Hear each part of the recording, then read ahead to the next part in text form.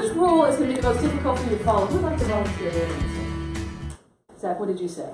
I just said that I wouldn't be able to come up with many questions. Why not? I feel like I wouldn't be able to come up with any good ones. Oh, so you used a very important word in that sentence. Good. We don't say good. There's no such thing as good or bad. There's just questions.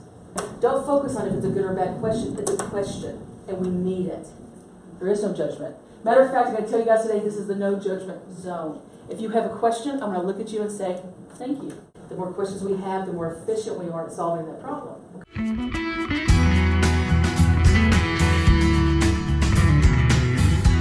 All right. Who in here said rule number 1? Just raise your hand. It's going to be the hardest for you to follow. We got Zach. I knew there were more. Who said rule number 2? Did anybody say rule number 3? Write it down exactly as it was stated. Don't feel that we have to correct the grammar, because we're not. Because it's the question and it's the idea behind the question that's important. Okay? Okay, thank you. Did anybody say 4, by the way? Okay, cool. All right, so we're ready to move on. You guys are ready to get right in this. So here we go. Okay, good. I'm going to give you 4 minutes. Look over your infographic or your quote and statistics or your graph. Look over it very quickly for about 10 seconds. So look at it. Don't say anything yet. No talking yet. Just look at it. Make yourself familiar with how it's set up. And are you ready? As part of that 4 minutes that I'm going to start right now is your question producing time. Use that time also to look at your infographic or your quote statistics or your graph more thoroughly. Okay? Ready? 4 minutes. Produce as many questions as you possibly can with your group. Ready? Go. 5. 2000. You need lots of questions. Remember, no judgment. Questions are questions. 2000. I wonder if presidents can do that in 2004. Messed up. Any more questions? Oh, we're doing good. It's 2004 and 2010. Let's categorize those questions. Now, what that means is to identify them as either closed or open. Okay? So what you're going to do now is look at your questions, go through. If it is closed, that means you can open and close your mouth really quickly. I have a kindergarten teacher that does this with her students. And she says, if you can open and close your mouth really fast like a crocodile or an alligator, it's closed. So that's yes, no, maybe, and it's just a one-word answer or 2-word answer.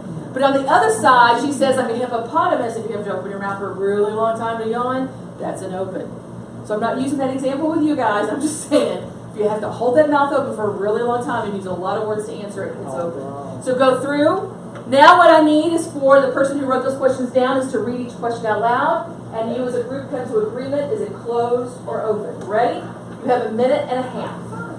Now what I'd like you to do is to take a closed-ended question that you have identified, and that little space that you have at the bottom of your sheet, take that question and make it open.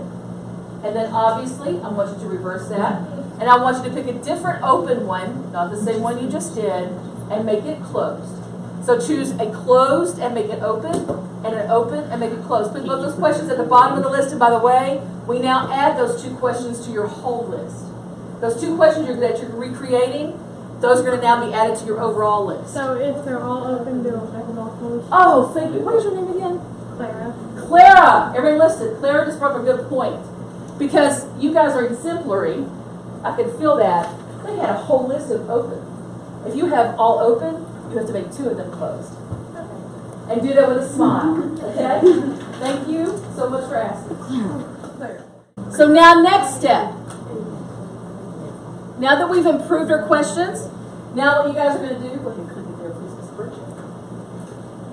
We're going to prioritize. So review your list of questions as a group, and I want your group to choose the 3 questions that you need answered to best understand your team's Q focus. So what 3 questions on your list, look at your Q focus again. What 3 questions do you need answered to understand your Q focus?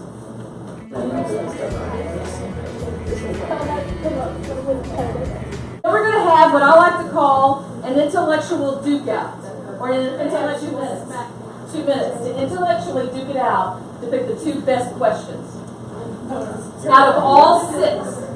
2 minutes, and write them down on the big sheet see I gave 2 questions on the board here that I want you guys to look at as a group. So just kind of look at that and make some small notes at the bottom, and that is this. Why did you choose the questions that you chose? Why did you take those 3 questions to that other group? Okay, think about that. Why did you choose those 3?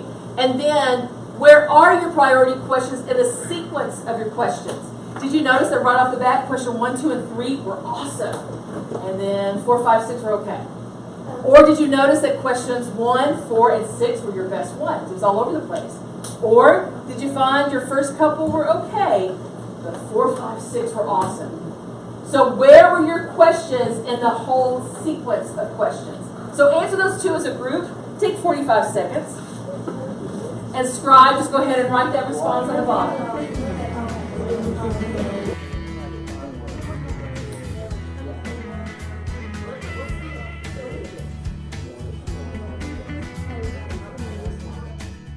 Who else had their questions all over the place? Did you guys have your questions all over? What were your questions? 2, 4, 6. 2, 4, 6. So you guys question, thought, question, think. Good. Great. And where were your alls? 1, 2, 3.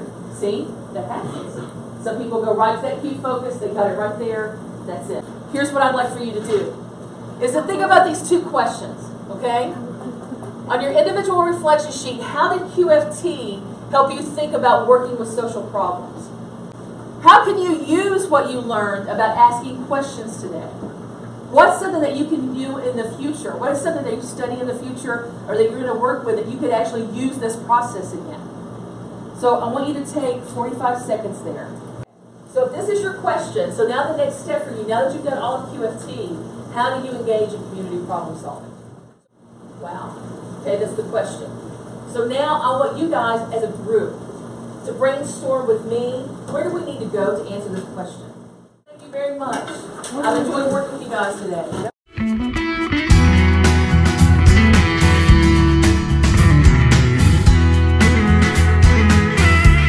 What you've done today has been QFT.